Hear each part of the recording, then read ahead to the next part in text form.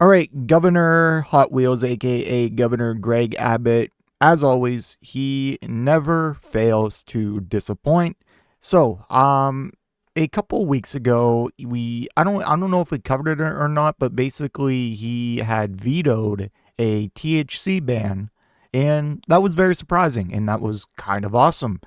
And I don't remember if I did a video, but if I did, I probably gave him credit because under no circumstance should you be banning any THC. Okay, it's that simple.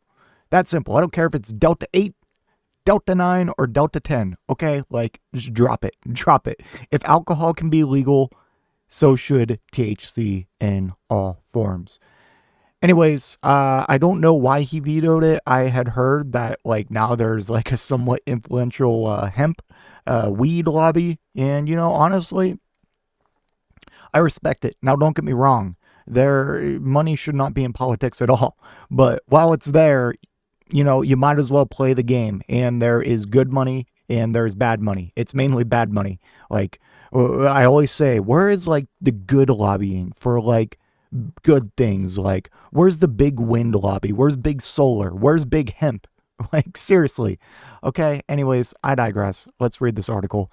Greg Abbott says he supports THC ban on intoxicating hemp products. Governor Greg Abbott said Tuesday that he supports banning intoxicating hemp products, appearing to walk back his calls last month for lawmakers to regulate the state's burgeoning THC industry like it does for alcohol. In interviews with media outlets, Abbott said he wants to keep non-intoxicating products available but ban those that produce a high. That's like the best ones, dog. What are you doing? The chief target of Lieutenant Governor Dan Patrick, who leads the state Senate and pushed a proposed ban this spring, which Abbott vetoed that we talked about earlier. The governor now said he wants a 0.3% THC cap on any hemp products or 3 milligrams for every gram of product.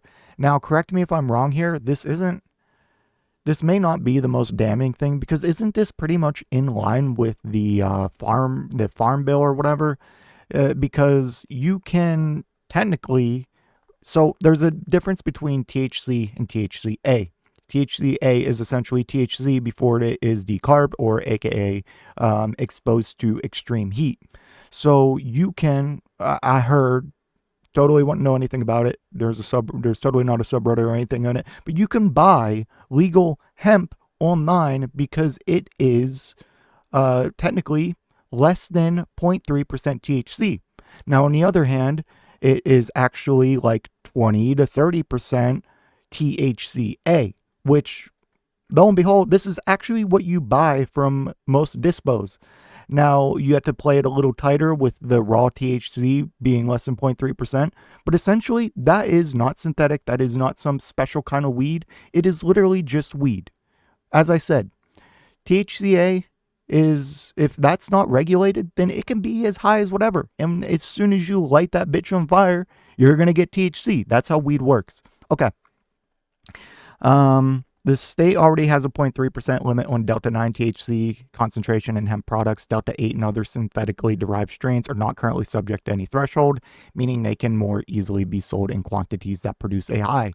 Abbott said Tuesday that he wants to ban those synthetically derived THC strains entirely, including Delta-8 and Delta-9 products, and it would only be available to adults over age 21, he said. We're going to be protecting the lives of those who are under 21, and we're going to protect the liberty of those who are 21 and older, Abbott said in an interview. So I'm having troubles understanding this. Like, are they only banning these products for people under 18? Under 21? Which, I mean, it's still annoying, like, the 21 thing instead of 18, but like, am I misreading this? But anyways, like, if that's the case, I care a little less. But how this is worded, it sounds like, yeah, we're going to ban all synthetic, but I don't know. Someone explain it if I'm misinterpreting this in the comments. The remarks were Abbott's first since he vetoed Patrick's full ban in June. They came as a Texas Senate committee who was actively considering a similar version of Senate Bill 3, the vetoed bill on the Senate floor. Abbott said his proposal would be included in a 180-page bill that had not been filed as of Tuesday. Patrick did not immediately comment publicly on the governor's plan, and he has previously said he prefers an outright ban of all THC products, including Delta-9. Like, I'm so fucking tired of conservatives being like, freedom and liberty, bro, small government, do whatever you want, which it's a fucking lie, because like, obviously they are the leading force behind keeping weed illegal and attacking THC. They're the ones that want to ID you for fucking watching porn. They're the ones that want to be in your doctor's office. It's just, it's ridiculous. Okay. Like the fact that they can still get a lot away with calling themselves small government and freedom and liberties and all this is just beyond me. Anyways, industry advocates hope to learn more details on the governor's plan. Some said they were cautiously optimistic.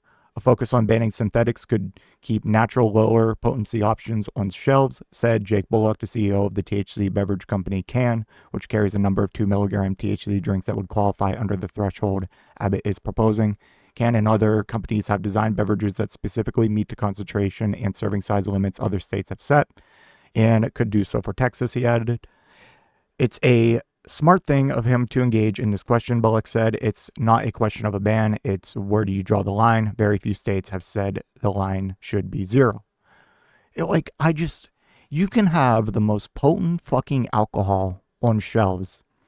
But like, it just blows my mind that weed is still in 2025, something that we are still trying to essentially ban or heavily regulate the weed that gets you high. Like, Jesus fucking Christ, on every metric, every single metric, study, whatever, weed is better than alcohol. It's better on your body. There's actual medicinal uses. There's fucking, if more people were smoking weed, there would probably be less fucking drunk driving accidents, honestly. Okay? not encouraging, not condoning or anything. But there are studies out there that show that people who smoke can essentially drive and legally drive to the standards of like a sober person with like no difference. Now compare that to someone who is drinking and driving. Again, both are extremely bad and you should not do, but it's just a point I'm making. We allow alcohol in all forms essentially, but weed is always a no-no, and it's mind-boggling to me because it is probably the safest like recreational drug that gives you a high that you can possibly consume. Insane. Okay. Governor Abbott's recent comments are consistent with his veto proclamation in which he called for limits on THC per serving in consumable hemp products, said Heather Fazio, director of the Texas Cannabis Policy Center. We look forward to working with the governor's office to pin down a policy that strikes the right balance between liberty and responsibility for adult use of THC. Like, you never in a million years since like fucking prohibition did you hear this conversation about alcohol. But with fucking between liberty and responsibility for adult use of THC, I'm an adult. Just let me do whatever the fuck I want. My God, like, I wish more Republicans had a libertarian mindset. They like to say that they are small government and fucking the party of freedom and liberty, but that's just not true. It's not true at all. God, Jesus Christ. Like every metric, weed is superior to alcohol. Like every single metric. How often do you read about someone going and fucking smoking and then wrecking a car and killing a family? How often do you hear about someone fucking smoking a joint and then going and beating their wife or getting in a bar fight? Like, I'm telling you, it just makes no sense that we put this much regulation and safeguards on THC compared to fucking alcohol. It boggles my mind. Anyways, I have a very libertarian stance on this. I am pretty much in the camp of legalize all drugs. Now, I'm sure you could talk me back on some. And of course, this would be paired with a much more robust rehab system in a more humane way to deal with drug addicts instead of treating them like human garbage and throwing them in prison or some shit. Because banning drugs, it does not save lives. It costs lives, okay? Because this is how you get a dangerous black market that is subject to no regulations at all. This is how you create all the drug gangs. Like, you could put the cartel out of business by just fucking legalizing drugs. But no, that's never an option. Like, we are more close to drone striking the cartel in Mexico than having just legal weed. Insane. If If you made it to this point in the video, I just want to give a special thank you. If you enjoyed it, please hit that like button down below. And if you really enjoyed it, maybe consider hitting that subscribe button while you're down there. I want to hear your thoughts in the comment section. I will try to reply to any and all comments that I can. Until next time, watch that video on screen.